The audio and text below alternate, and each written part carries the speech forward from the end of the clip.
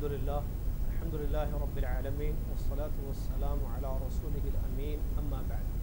أعوذ بالله من الشيطان الرجيم. بسم الله الرحمن الرحيم. يا أيها الذين آمنوا اتقوا الله حق تقاته ولا تموتن إلا وأنتم مسلمون. يا أيها الناس اتقوا ربكم الذي خلقكم من نفس واحدة وخلق منها زوجها وبث منهما رجالا كثيرا ونساء واتقوا الله الذي تساءلون به والأرحام إن الله كان عليكم رقيبا. يا أيها الذين آمنوا اتقوا الله وقولوا قولا سديدا يصلح لكم أعمالكم ويغفر لكم ذنوبكم ومن يطع الله ورسوله فقد فاز فوزا عظيما. قال الله سبحانه وتعالى: ما آتاكم الرسول فخذوه وما نهاكم عنه فانتهوا.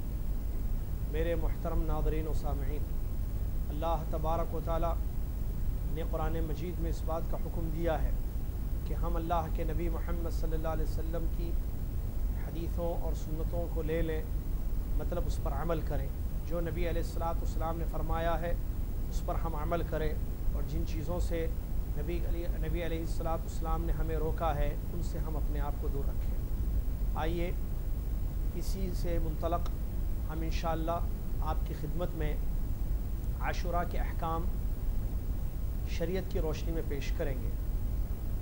اللہ تبارک و تعالیٰ کی فضل اور کرم میں سے اور اس کی نعمتوں میں سے ایک بڑی نعمت یہ بھی ہے کہ اللہ تبارک و تعالیٰ ایسے مواقع اور ایسی چیزیں انسان کو عنایت کرتا ہے کہ اگر اس موقع کا صحیح فائدہ اٹھایا جائے تو اللہ تبارک و تعالیٰ اس کا بہترین بدلہ اپنے یہاں عطا فرماتا ہے۔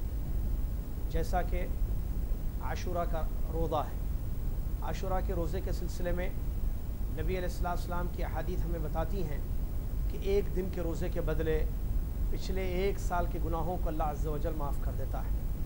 اللہ تبارک و تعالیٰ نے شب قدر کی فضیلت کو اپنی کتاب میں بیان فرمایا، جو کہ 1 رات ہوتی ہے۔ اس رات کے بارے میں بیان فرمایا: خیر من 1000 شہر، 1000 مہینوں کی عبادت سے بہتر ہے۔ اللہ تبارک و تعالیٰ نے مکہ کی مسجد حرام کی ایک نماز کو 1 لاکھ کے برابر کیا، مسجد نبوی کی ایک نماز کو 1000 کے برابر کر دیا، عشر ذی الحجہ کو وہ مقام اور فضیلت دی جو کسی اور دن کو حاصل نہیں ہے کہ اللہ تعالیٰ کے نزدیک اس دن کا عمل زیادہ پسندیدہ، زیادہ محبوب ہے۔ تو اس طرح اللہ تبارک و تعالیٰ کی یہ ہم پر رحمتیں ہیں کہ مختصر سا عمل ہوتا ہے، اللہ عز و جل اس کا بہت زیادہ بدلہ ہمیں عطا فرماتا ہے۔ آئیے ہم سنتے ہیں اس عاشوراء کی حقیقت کیا ہے۔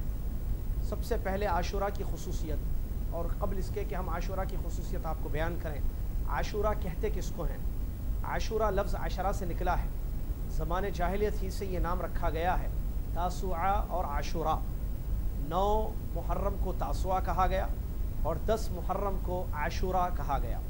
چونکہ 10 محرم کے روزے کی مشروعیت ہمیں حدیثوں سے ملتی ہے، اسی لیے اس کو عاشوراء کہا جاتا ہے۔ اس عاشورے کی خصوصیت کیا ہے؟ اس عاشورے کی خصوصیت یہ ہے کہ عبداللہ بن عباس رضی اللہ تعالیٰ عنہما فرماتے ہیں حدیث شریف میں کہ اللہ کے نبی علیہ السلام نے جب ہجرت فرمائی، مدینہ تشریف لے گئے، تو آپ نے وہاں دیکھا کہ یہودی اس دن یعنی عاشوراء کے دن 10 محرم کو روزہ رکھے ہوئے ہیں۔ نبی علیہ السلام نے ان سے سوال کیا کہ آج تم نے کیوں روزہ رکھا ہے؟ یہودیوں نے کہا کہ یہ وہ دن ہے جس دن اللہ تعالیٰ نے ہمارے نبی موسیٰ علیہ السلام کو فرعون سے نجات دی تھی، تو ہمارے نبی موسیٰ علیہ السلام نے اللہ کا شکر بجا لاتے ہوئے اس دن روزہ رکھا ہے، تو ہم ان کے نقش قدم پر روزہ رکھتے ہیں۔ تو نبی علیہ السلام نے فرمایا ہم موسیٰ کی بنسبت تم سے زیادہ حق رکھتے ہیں۔ چنانچہ اللہ کے نبی علیہ السلام نے روزہ رکھا اور اپنی امت کو روزہ رکھنے کا، اپنے صحابہ کو روزہ رکھنے کا حکم دیا۔ اس حدیث کو امام بخاری اور امام مسلم نے روایت کیا ہے، جس سے ہمیں عاشوراء کی حقیقیت یا عاشوراء کی خصوصیت ہمیں معلوم ہوتی ہے۔ عاشوراء کے روزے کی فضیلت، 10 محرم کو اگر کوئی روزہ رکھتا ہے تو حدیث کے الفاظ ہیں، ابو قتادہ رضی اللہ تعالیٰ عنہ روایت کرتے ہیں کہ اللہ کے نبی علیہ السلام سے سوال کیا گیا کہ 10 محرم کے روزے کے بارے میں، یعنی عاشوراء کے روزے کے بارے میں، تو آپ علیہ السلام نے بیان فرمایا یکفر السنۃ الماضیہ، رواہ مسلم، کہ اللہ تعالیٰ اس کے ذریعے یعنی ایک دن عاشورہ کے روزے کے ذریعے اللہ تعالیٰ پچھلے ایک سال کے گناہوں کو بخش دیتا ہے۔ یہ حدیث صحیح مسلم میں موجود ہے، جس سے ہمیں عاشورہ کی فضیلت معلوم ہوتی ہے۔ عاشورہ کے دن جو روزہ رکھنے کی حالتیں ہمیں حدیثوں میں ملتی ہیں وہ کچھ اس طریقے سے ہیں۔ نمبر 1، اللہ کے نبی محمد صلی اللہ علیہ وسلم جب ہجرت سے پہلے مکہ مکرمہ میں تھے تو آپ اس دن روزہ رکھتے تھے، لیکن روزہ رکھنے کا اپنی امت کو حکم آپ نے نہیں دیا تھا۔ یہ ایک حالت اس روزے کی ہمیں ملتی ہے۔ دوسری حالت یہ ہے کہ نبی علیہ الصلوۃ والسلام جب مدینہ تشریف لائے تو آپ نے جب یہودیوں کو روزہ رکھتے ہوئے دیکھا، جیسا کہ ابھی حدیث بیان کی گئی ہے، تو اس وقت آپ علیہ الصلوۃ والسلام نے اپنی امت کو، اپنے صحابہ کو حکم دیا کہ روزہ رکھیں۔ چنانچہ روزہ رکھنا شروع ہوا، اور یہ ہجرت کے بعد کا واقعہ ہے، جو سن 2 ہجری کا واقعہ ربیع الاول، جس میں نبی علیہ الصلوۃ والسلام نے مدینہ کی طرف ہجرت کی تھی۔ تیسری ایک حالت ہمیں معلوم ہوتی ہے عاشورہ کے روزوں کے متعلق حدیثوں سے کہ رمضان کے روزے جو فرض ہیں امت پر، اس سے پہلے عاشورہ کا روزہ فرض تھا، عاشورہ کا روزہ فرض تھا، لیکن جب اس کی فرضیت ہو گئی، یعنی رمضان کے روزے فرض قرار دے دیے گئے، تو عاشورہ کے دن جو روزہ فرض تھا اس کو منسوخ یعنی کینسل کر دیا گیا۔ اب اس پر اپنی امت کو ابھارا گیا، یعنی وہ اس کی مشروعیت ہوئی، مستحب ہے، اچھی چیز ہے کہ اس دن روزہ رکھا جائے اور اس کا اجر انسان کو ملتا ہے، لیکن فرضیت اس کی اور وجوبیت جو تھی وہ ختم ہو چکی۔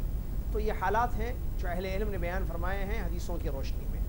اس کے بعد نبی علیہ الصلوۃ والسلام کا اپنی امت کو یہودیوں کی مخالفت کرنے کا حکم دینا۔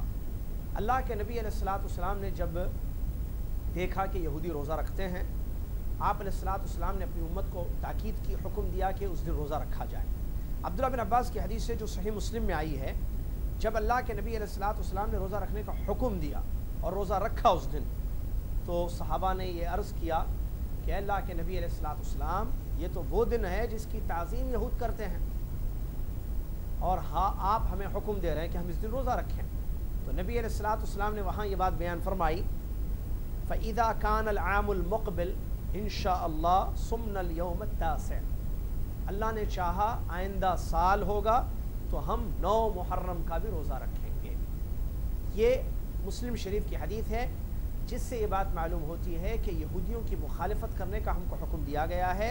عاشورہ کے ساتھ ساتھ یعنی 10 محرم کے ساتھ ساتھ 9 محرم کا روزہ رکھنے کے لیے بھی ہم سے کہا گیا۔